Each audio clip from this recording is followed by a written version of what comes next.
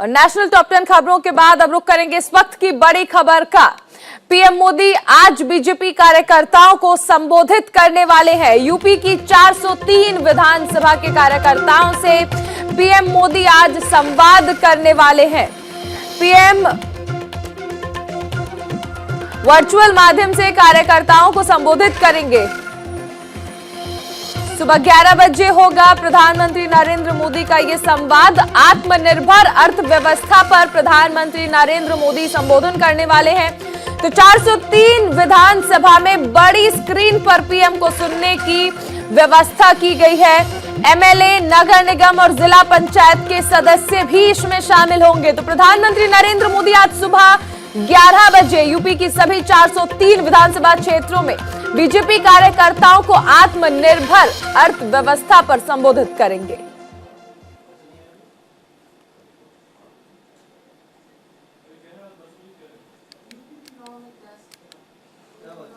इस बीच एक और बड़ी खबर का रुख करते हैं। लोकसभा में राष्ट्रपति के अभिभाषण पर आज होगी चर्चा।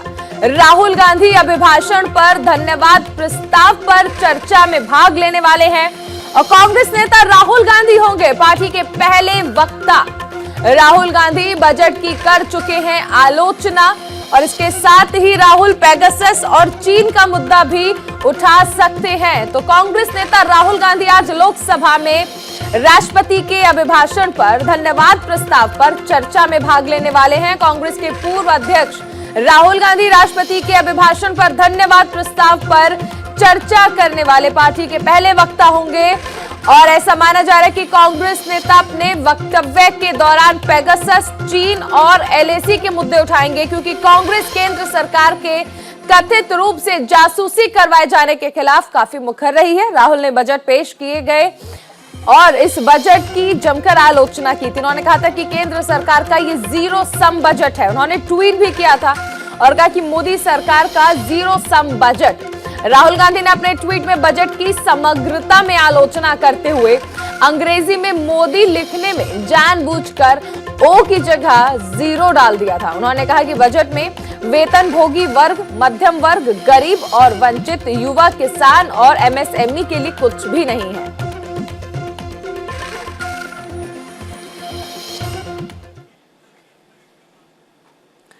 उधर भ्रष्टाचार में डूबे नौकरशाह को बड़ा झटका लगा है।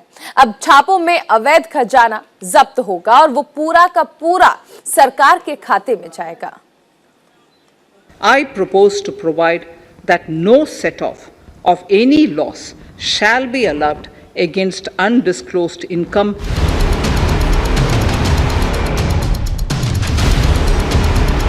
कानपुर से लेकर कन्नौज तक और जौनपुर से लेकर नोएडा तक जहां जहां इनकम टैक्स विभाग ने रेड मारी, वहां वहां मिला करोड़ों अरबों का खजाना। ये खजाना किसका था और कैसे जुटाया गया था, इसकी जांच तो अभी चल रही है। लेकिन इस भारी भरकम कैश का क्या होगा, ये वित्त मंत्री निर्मला सीतारमण ने बजट में साफ कर दिया है। It has been observed that in many cases where undisclosed income or suppression of sales, etc., is detected, payment of tax is avoided by setting off of losses. In order to bring certainty and to increase deterrence among tax evaders, I propose to provide that no set-off of any loss shall be allowed against undisclosed income detected during search and survey operations. एक तरफ देश की राजधानी में देश का budget पेश किया जा रहा था, तो दूसरी तरफ से दिल्ली से सटे नोएडा में आयकर विभाग की छापेमारी चल रही थी। नोएडा के सेक्टर 50 में पूर्व आईपीएस आरएन सिंह के आवास पर इनकम टैक्स विभाग की रेड में करोड़ों रुपए का कैश बरामद हुआ है। पूर्व आईपीएस आरएन सिंह के आवास के बेसमेंट में 600 से ज्यादा निजी लॉकर भी बरामद किए गए हैं। ये लॉकर किसके हैं और उनमें क्या है, उसकी जांच तो चल ही रही है, लेकिन बताया जा रहा है कि आरएन सिंह का बेटा निजी लॉकर का काम करता है और उन्हीं लॉकर्स को इनकम टैक्स विभाग ने फिलहाल जब्त कर लिया है। पूर्व आईपीएस आरएन सिंह उत्तर प्रदेश में डीजी अभियोजन का पद संभाल चुके हैं। इस तरह से प्राइवेट लॉकर्स में लोगों का कैश या संपत्ति जमा करने का अधिकार केवल और केवल बैंकों का है। ऐसे में एक पूर्व आईपीएस का बेटा इस काम को कैसे कर रहा था, यह बड़ा सवाल है। मेरे बेसमेंट में मानसम नोएडा वार्ड चलता है, जिसमें कि प्राइवेट लॉकर्स किराए पर लोगों को दिए जाते हैं और इसकी चेकिंग इनकम टैक्स डिपार्टमेंट कर रही है।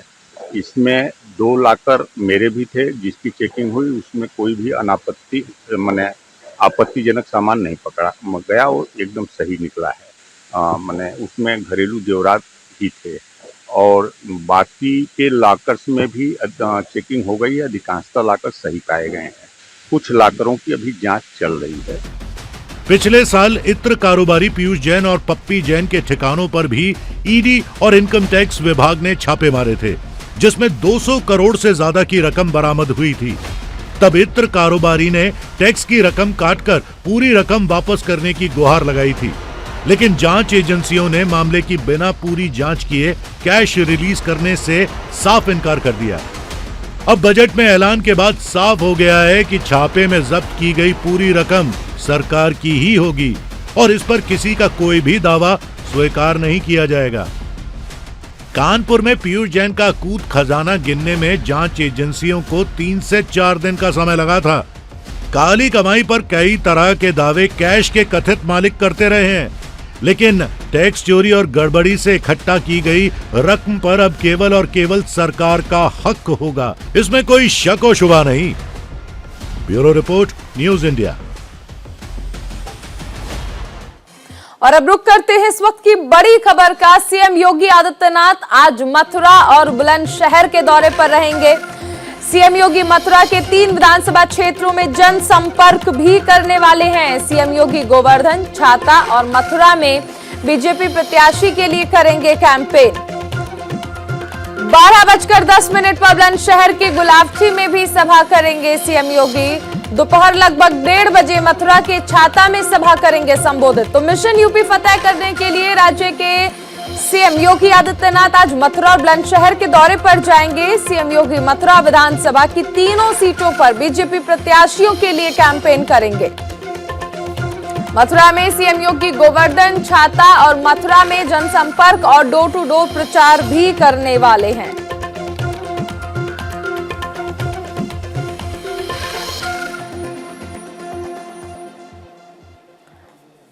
इस वक्त की एक और बड़ी खबर आपको बता दें, गृह मंत्री अमित शाह भी आज अलीगढ़ और बदायूं में चुनाव प्रचार करने वाले हैं।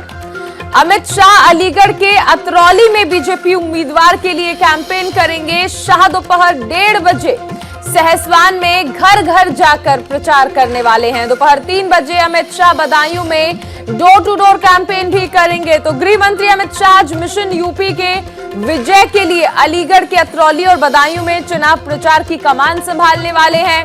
सबसे पहले अमित शाह दोपहर 12:30 बजे अतरौली विधानसभा क्षेत्र में बीजेपी प्रत्याशी के लिए चुनावी कैंपेन करेंगे और इसके बाद शाह करीब 1:30 बजे बदायूं के सहसवान पहुंचेंगे, जहां बीजेपी उम्मीदवार के लिए जनसंपर्क करेंगे। लोगों के घर जाकर पार्टी के लिए वोट मांगेंगे। फिर अमित शाह 3 बजे बदायूं पहुंचेंगे और यहां भी जनसंपर्क करने वाले हैं। कार्यकर्ताओं के साथ डोर टू डोर चुनाव प्रचार का कार्यक्रम भी रखा गया। विधानसभा की अगर बात कर लें तो बदायूं विधानसभा में 6 सीटें हैं और यहां 10 फरवरी को वोट डाले जाएंगे। पहले चरण में यहां पर वोटिंग होनी है और ऐसे में अमित शाह ने खुद प्रचार की कमान संभाली हुई है। दोपहर 1:30 बजे सहसवान में घर घर जाकर चुनाव प्रचार करेंगे गृह मंत्री अमित शाह। चुनाव प्रचार से जुड़ी एक और बड़ी खबर आपको बता दें, आज रक्षा मंत्री राजनाथ सिंह लखीमपुर खीरी में चुनाव प्रचार करने वाले हैं। 11 बजे युवराज पैलेस में वोटर्स से यहां पर संवाद करेंगे राजनाथ सिंह। 12 बजे मां संकटा देवी मंदिर में पूजन करेंगे राजनाथ सिंह और इसके साथ ही यहां पर डोर टू डोर कैंपेन का भी कार्यक्रम रखा गया है। रक्षा मंत्री 2 बजे हेलीकॉप्टर से पीलीभीत पहुंचेंगे, यहां पर वो चुनाव प्रचार करने वाले हैं। तो बीजेपी के तमाम स्टार प्रचारक मैदान में हैं और लगातार बीजेपी के पक्ष में वोट अपील कर रहे हैं।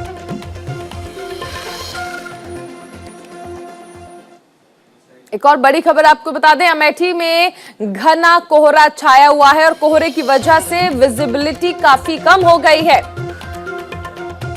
सड़क पर वाहनों की रफ्तार थम चुकी है, ठंड बढ़ चुकी है और लोगों का जीवन एक बार फिर से अस्त व्यस्त हो चुका है। तो अमेठी में आप देख सकते हैं कि कोहरे की जो चादर है उसने पूरे इलाके को अपनी आगोश में ले लिया है। ठंड बढ़ चुकी है, तापमान गिरता जा रहा है और इस वजह से विजिबिलिटी काफी कम हो चुकी है।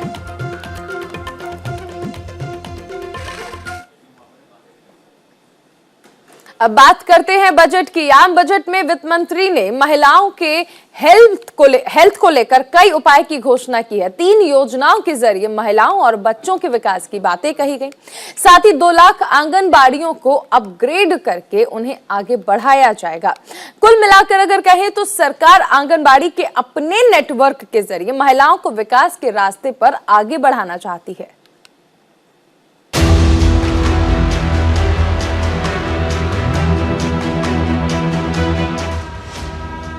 केंद्रीय वित्त मंत्री निर्मला सीतारमण ने संसद में बजट पेश करते हुए महिलाओं के लिए भी कई योजनाओं की सौगात दी। बजट भाषण में वित्त मंत्री ने कहा कि नारी शक्ति के महत्व को स्वीकार करते हुए बच्चों के लिए एकीकृत विकास प्रदान करने के लिए 3 योजनाएं शुरू की गई हैं। महिलाओं और बच्चों को लाभ पहुंचाने के लिए मिशन शक्ति, मिशन वात्सल्य और पोषण 2.0 नामक 3 योजनाएं हाल ही में शुरू की गयी। वित्त मंत्री ने कहा कि सक्षम आंगनबाड़ी और पोषण 2.0 योजना के लिए 20,105 करोड़ आवंटित किए गए हैं। पिछले साल के बजट में मिशन वात्सल्य के लिए 900 करोड़ आवंटित किए गए। बाल स्वास्थ्य में सुधार के लिए 2 लाख आंगनबाड़ियों को अपग्रेड किया जाएगा। Recognizing the importance of Nari Shakti as a harbinger of our bright future and for women-led development, during the Amritkal, our government has comprehensively revamped the schemes of the Ministry of Women and Child Development. Accordingly, 3 schemes, namely Mission Shakti, Mission Vatsalya, Saksham Anganwadi and Poshan 2.0 were launched recently to provide integrated benefits to women and children. 2011 की जनगणना के अनुसार महिलाएं और बच्चे भारत की जनसंख्या का 67.7% है। वित्त मंत्री ने कहा कि अमृतकाल के दौरान नारी शक्ति के महत्व को हमारे उज्जवल भविष्य और महिलाओं के नेतृत्व वाले विकास के अग्रदूत के रूप में स्वीकार करते हुए केंद्र सरकार ने महिला और बाल विकास मंत्रालय की योजनाओं को व्यापक रूप से नया मोड़ दिया है। ऐलान तो हर साल होता है, वो लोग अनाउंस करते ही हैं कि इतनी नौकरियां दी जाएंगी, इतनी ये दिया जाएगा, लेकिन हमें कुछ नहीं मिलता। मैं खुद एस्पायरेंट हूँ, मैं 3 साल से तैयारी कर रही हूँ। अभी आरआरबी एनटीपीसी का भी आप लोगों ने सबने सुना ही होगा कि हम लोगों का एग्जामिनेशन नोटिफिकेशन 1 साल लगाते हैं, दूसरे साल रिजल्ट्स देते, फिर तीसरे साल उस पर प्रोटेस्ट होता है, फिर चौथे साल फिर रिजल्ट आता है। ऐसे करते करते हमारा जो प्रिपरेशन फेज है वो बस गिरता ही जा रहा है। नौकरियां हमें तो, मैं एमए इन इकोनॉमिक्स हूँ, लेकिन मेरे हिसाब से मेरे लिए तो कोई नौकरी नहीं है। लेकिन बजट ऑल टुगेदर तो अच्छा है, स्कोप तो हमेशा ही रहता है कि कुछ अच्छा होगा, लेकिन कुछ होता नहीं है और कितना हम लोग इंतजार करें। मैम एक तो ये है कि इसमें अगर उसमें टीवी पे लेंगे तो वैसे उनकी आईसाइट बहुत वीक हो रही है। अब बच्चे बाहर खेलने जाते नहीं, फिजिकल एक्टिविटी का बिल्कुल लॉस है, तो उनके सब बोन्स वैसे ही बहुत वीक हो गई हैं। सारा दिन बैठे बैठे टीवी पे बैठे बैठे तो उनकी आईज पे मेन बहुत जोर पड़ रहा है, तो बच्चे पढ़ाई नहीं कर पाते। उसमें मेन जो आपका ब्लैक बोर्ड पे पढ़ाई होती है उससे बच्चे जल्दी समझते हैं, तो वहाँ पे टीवी पे बच्चे समझ नहीं पाएंगे। वित्त मंत्री ने कहा कि सक्षम आंगनबाड़ी नई पीढ़ी की आंगनबाड़ी है जिनके पास बेहतर बुनियादी ढांचा है। जाहिर है आम बजट में मोदी सरकार ने महिलाओं के हेल्थ और वेल्थ पर ज्यादा फोकस किया है। Bureau report, news India. अभी रुकेंगे एक छोटे से ब्रेक के लिए। ब्रेक के बाद करेंगे कोरोना और इंटरनेशनल टॉप 10 खबरों की। और अब रुक करते हैं इस वक्त की बड़ी खबर का। फर्रुखाबाद में छेड़छाड़ का आरोपी हुआ फरार। पुलिस कस्टडी से फरार हुआ है आरोपी। आरोपी ने पड़ोस की रहने वाली लड़की से की थी छेड़छाड़। लड़की के परिजनों से पुलिस से शिकायत की थी परिजनों ने, और अस्पताल में इलाज के दौरान ये फरार हुआ है आरोपी। फर्रुखाबाद के थाना कमालगंज इलाके का ये पूरा मामला है। पुलिस कस्टडी से फरार हुआ है छेड़छाड़ का आरोपी। फर्रुखाबाद का ये पूरा मामला, थाना कमालगंज की ये घटना है। यहां पर फर्रुखाबाद के थाना कमालगंज इलाके का ये पूरा मामला है। एक और बड़ी खबर, बिकरू कांड के बाद हुए पुलिसिया एक्शन को कांग्रेस विधानसभा चुनाव में भुनाने का प्रयास कर रही है। देखिए, विकास दुबे और उसके साथियों के एनकाउंटर को कांग्रेस के वरिष्ठ नेता प्रमोद कृष्णम ने फर्जी बताया। उन्होंने कहा कि कांग्रेस की सरकार बनने पर एनकाउंटर्स की जांच कराई जाएगी। एनकाउंटर को अंजाम देने वाले पुलिसकर्मियों पर कार्रवाई भी की जाएगी।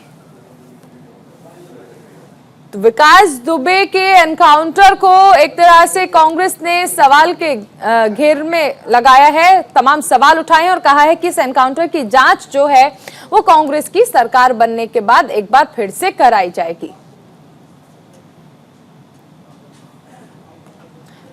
विकास दुबे बिकरू कांड, आप सभी को याद होगा कि किस तरह विकास दुबे को अरेस्ट करने गए पुलिसकर्मियों पर गोलियां बरसाई गई थी, जिसमें लगभग 8 पुलिसकर्मी शहीद हुए थे। जिस परिवार ने जुल्म को सहा है, जिस परिवार ने अत्याचार को सहा है, सत्ता के अहंकार को झेला है, अब कांग्रेस पार्टी भारतीय लोकतंत्र में और भारत के इस प्रजातंत्र में, उस जंग में इस परिवार के साथ खड़ी है।